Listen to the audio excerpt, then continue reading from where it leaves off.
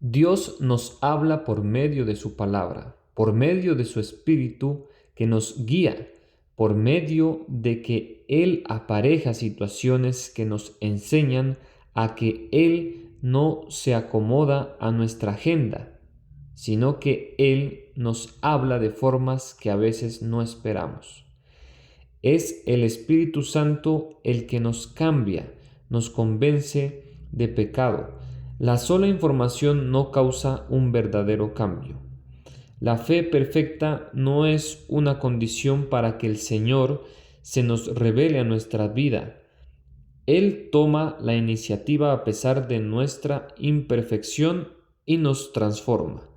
Dios se muestra a quien Él quiera y cuando Él quiera. El hombre en su condición caída no puede conocerle, solo a partir de una regeneración por el Espíritu Santo podemos conocerle. Dios permite que lleguemos a reflexionar y hasta experimentar la tristeza más difícil para que entendamos que Él es el único que nos da plenitud y paz a pesar de lo que pase alrededor. La oración y la iluminación de Dios en la palabra es lo que nos lleva a entender sus propósitos y su voluntad para nuestro presente. Dios nos explica mejor lo que nos espera en Él y la esperanza tan grande que en Cristo tenemos. Amén. De camino a Emaús. Ese mismo día, 2 de los seguidores de Jesús iban camino al pueblo de Emaús, a unos 11 kilómetros de Jerusalén. Al ir caminando, hablaban acerca de las cosas que habían sucedido. Mientras conversaban y hablaban, de pronto Jesús mismo se apareció y comenzó a caminar con ellos. Pero Dios impidió que lo reconocieran. Él les preguntó, ¿de qué vienen discutiendo tan profundamente por el camino? Se detuvieron de golpe, con sus rostros cargados de tristeza. Entonces uno de ellos, llamado Cleofas, contestó, «Tú debes ser la única persona en Jerusalén que no oyó acerca de las cosas que han sucedido allí en los últimos días». El pasaje de Lucas 2:4-13-18, conocido como el inicio del encuentro en el camino a Emaús, es una de las piezas narrativas más finas del Nuevo Testamento. A través de una exégesis detallada, observamos cómo Lucas utiliza el desplazamiento físico como una metáfora del proceso de revelación espiritual. Contexto narrativo. Este episodio ocurre el primer día de la semana. Es un momento de transición. El cuerpo de Jesús ya no está en el sepulcro, pero la fe de los discípulos aún no ha resucitado. Análisis exegético y hermenéutico. Versículo 13. El éxodo de la incredulidad. Y aquel mismo día 2 de ellos iban a una aldea llamada Emaús, que estaba a 60 estadios de Jerusalén. Exégesis. La narrativa sitúa el evento en el mismo domingo de la resurrección. Emaús estaba a unos 11 a 12 kilómetros de Jerusalén. El hecho de que se alejen del centro donde la comunidad de fe esperaba noticias sugiere una ruptura de esperanza. Hermenéutica reformada. Representa la condición del hombre que confía en su propio juicio. Al alejarse de Jerusalén, el lugar de la promesa y el sacrificio, demuestran que, sin la guía de Cristo, el ser humano tiende al aislamiento y al abandono de la comunión. Versículo 14. La insuficiencia del diálogo humano. E iban hablando entre sí de todas aquellas cosas que habían acontecido. Exégesis. El verbo homileun implica un intercambio continuo. Están repasando los hechos históricos, el juicio, la crucifixión y el sepulcro vacío. Hermenéutica reformada. La teología reformada enfatiza que el conocimiento de los hechos históricos no equivale a la fe salvadora. Se puede conocer la historia de la cruz perfectamente, como estos discípulos, y sin embargo carecer de esperanza si no hay una interpretación correcta, dada por el Espíritu. Versículo 15. La condescendencia divina.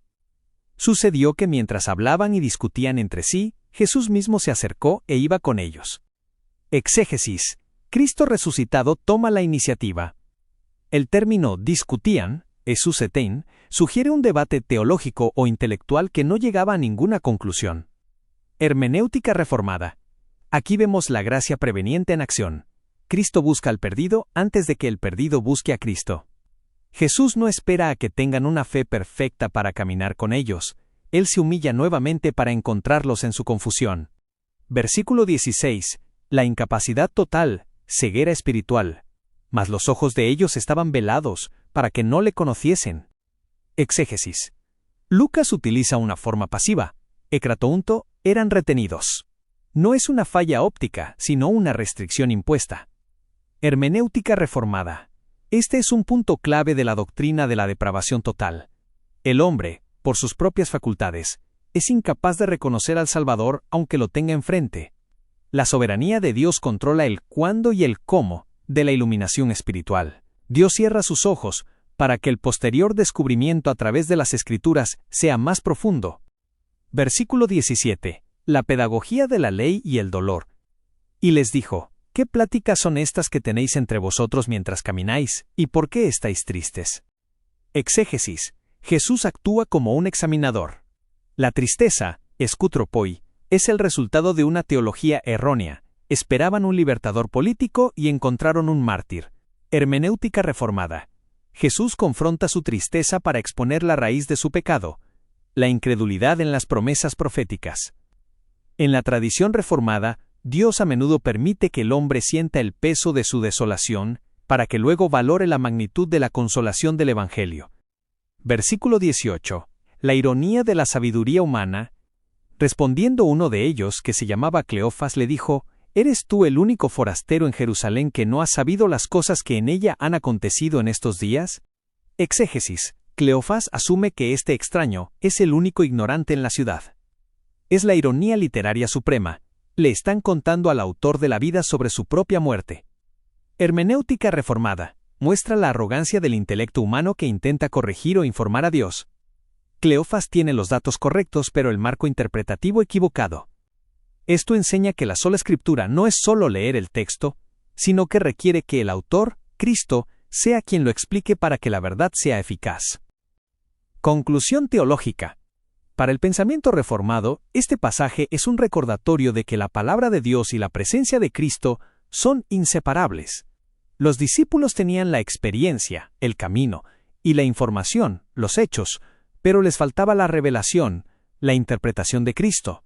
La fe solo nace cuando el Señor, por un acto soberano, quita el velo de nuestros ojos. Síntesis teológica. Este pasaje establece que el reconocimiento de Cristo no es un acto puramente intelectual, sino un proceso de acompañamiento, escucha y, eventualmente, revelación. El camino a Emaús es el camino de la Iglesia, pasar del evento histórico a la experiencia del viviente a través de la interpretación de la realidad a la luz de su presencia.